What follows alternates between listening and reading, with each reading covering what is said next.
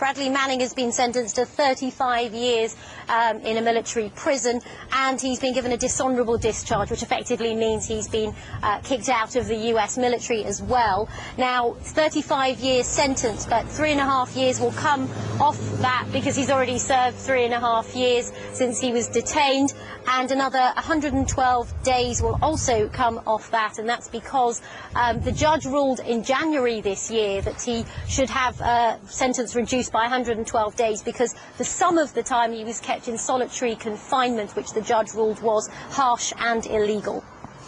He had admitted to a lot of charges. Just explain for people watching this, Regina, who think that that is a very long sentence. There will be people who would have liked it to be even longer.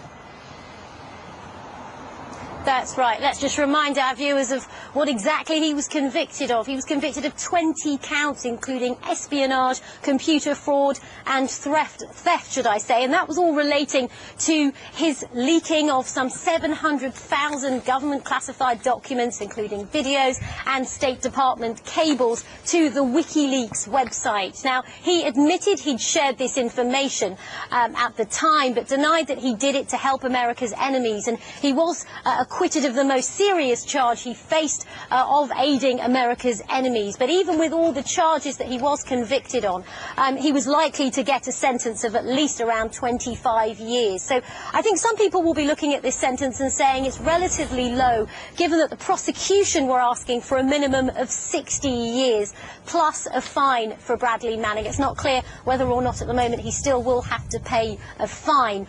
So some people will be saying this is actually a much lower sentence than they had expected.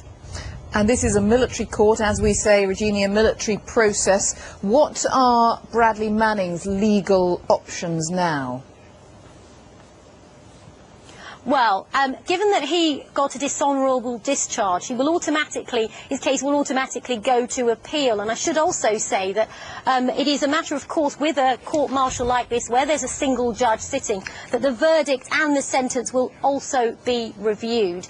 But after that appeal, which will automatically come in, he then has the option of appealing this sentence to the US military's highest court. And then if that doesn't work, he can even go to the US Supreme Court. I suppose the underlying theme there is he can still appeal the sentence for quite some time. But it is worth noting that during these sentencing hearings, where we heard from the prosecution and the defence making their case about how long the sentence should be, the defence said all along that they wanted him to have a sentence of no more than 25 years, because Bradley Manning himself is only 25, and they didn't want him to be robbed of his youth. They said that he himself was here at the court-martial last week, and Bradley Manning said sorry for leaking all that information. He said he was sorry for the unintended consequences.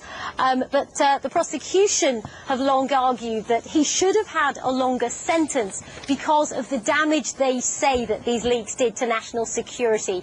They said that some of the leaks compromised people who had been working with the US in countries. They also damaged relations that the US had with allies, and also, as I said, really compromised national security. And throughout these sentencing hearings, the prosecution had long pushed for a longer sentence as a deterrent, so that other members of the US military didn't leak such information. So I think they will be disappointed that the sentence is relatively low, given that they were asking for a minimum of 60 years, because they wanted it to act as a deterrent.